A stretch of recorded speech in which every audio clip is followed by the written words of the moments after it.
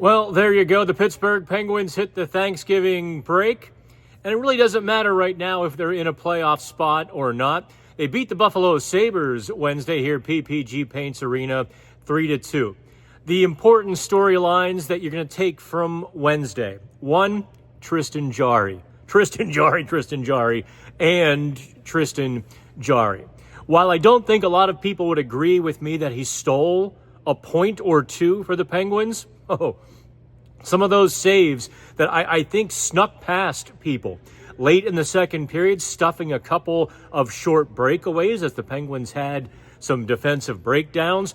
Early in the third period, Buffalo pressed again. Jarry made a couple more unabated saves. Then, late in the third period, when Buffalo had the extra attacker, Jarry makes a nifty save on the back door to preserve the 3-2 win. Overall, he stopped 29 of 31 shots.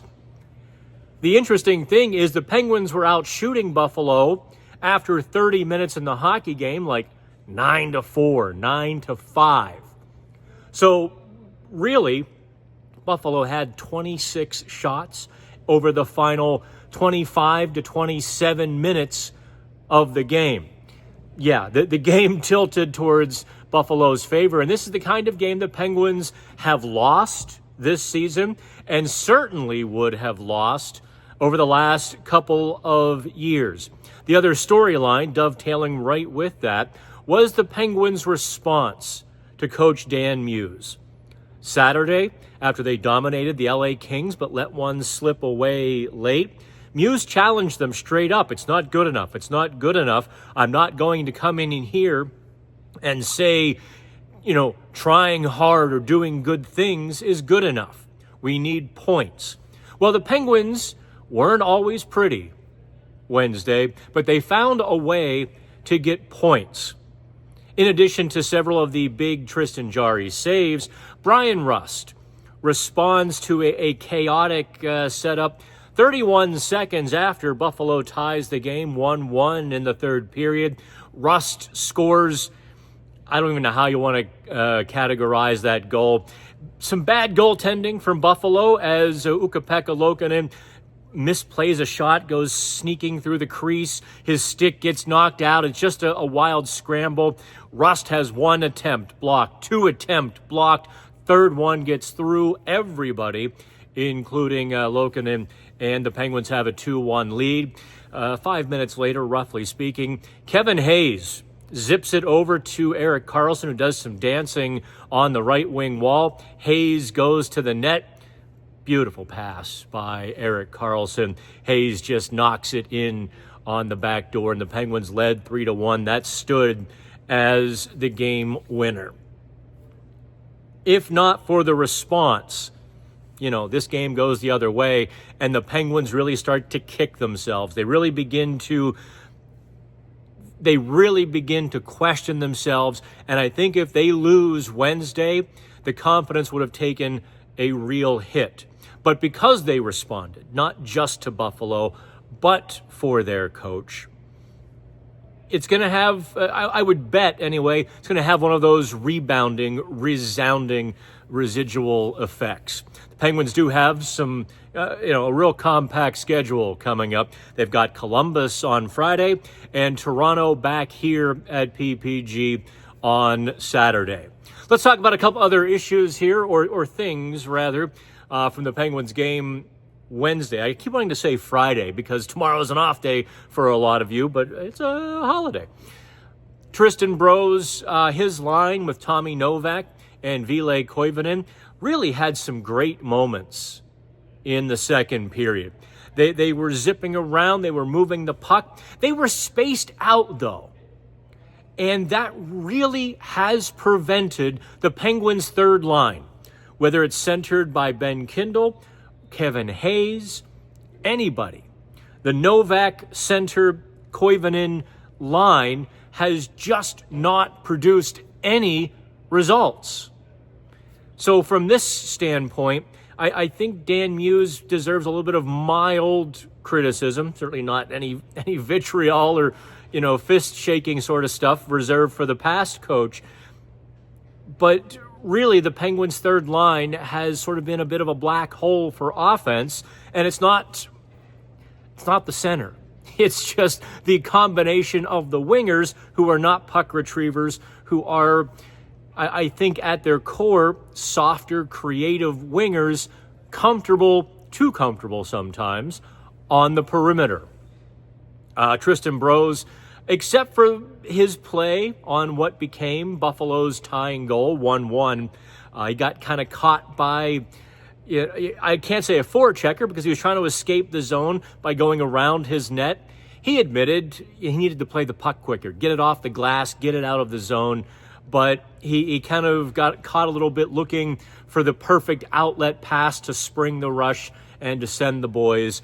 Instead, he kind of just pushes the puck to the mid-wall. It's taken by Buffalo. A few moments later, it's in the back of the Penguins' net. He's kicking himself. He's feeling like, oh, crap, I just cost us. Now it's a tie game. It got a little bit nervy, he said. Brian Rust scores 31 seconds later, takes the kid off the hook. Otherwise, I thought he was perfectly strong in the game.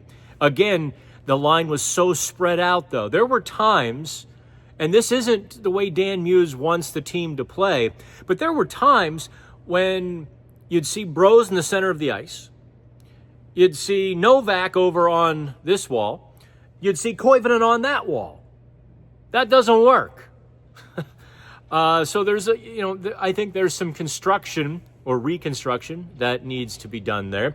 Also, let's be blunt here about Connor Dewar on Sidney Crosby's line. Crosby has scored in just 2 of his 5 previous games, going back to Sweden when Dewar took the spot on his line. Crosby has 3 points in those 5 games, but has scored in just 2 of them. As good of a spark plug and plugger and fourth liner as Dewar is, and he does have a little bit of offensive chops. He's not without skill. He's not just he's not a total plumber, but that's a big slab of turkey to put on someone's plate to play on Sidney Crosby's line. Maybe Dan Muse needs to find somebody else to play up there. Whether it's moving Evgeny Malkin to that left wing now that Brian Rust is healthy and putting Ben Kindle in the second line spot, leaving Tristan Brose in the third line spot. Whether it's moving Tommy Novak up or Danton Heinen or quite frankly anybody. It probably does have to change because the Penguins have always been a bit of a Sidney Crosby team. As he goes, so do they. It's no coincidence that as Crosby is struggling to score and that top line is struggling to score, well, so are the Penguins. Ta-da. Otherwise, Chris Letang had a pretty good game. Actually, a couple really smart plays, especially in the first period, turning his back to shield the puck at the blue line. Just some nifty little plays like that. Unfortunately, he capped off a brilliant shift in the first period with a pretty bad giveaway. It is what it is after 20 years. You take the good and you take the bad. Erik Karlsson, a couple of dazzling plays. Ryan Shea, under the radar. So far under the radar that he's just skimming the water, I think. He broke up a 2-on-1 in the third period with a cross check. I kind of loved it, actually. That's the gritty sort of play. Do what it takes. I'm trying to remember exactly who he cross-checked, whether it was Samuelson or either way. He basically negated a 2-on-1 with a good cross-check as they came across the defensive blue line. Doesn't count if it wasn't called, right? So he's pretty feisty in front of the net as well. That will do it from PPG Paints Arena. I hope you all have a great Thanksgiving. Be fat, be happy, be safe, and enjoy. I will talk to you again from Columbus on Friday and back here on Saturday. Like, share, and do all of that fun stuff on the PHN channel, and say hi as well. From PPG, I'm Dan Kingerski. Have fun.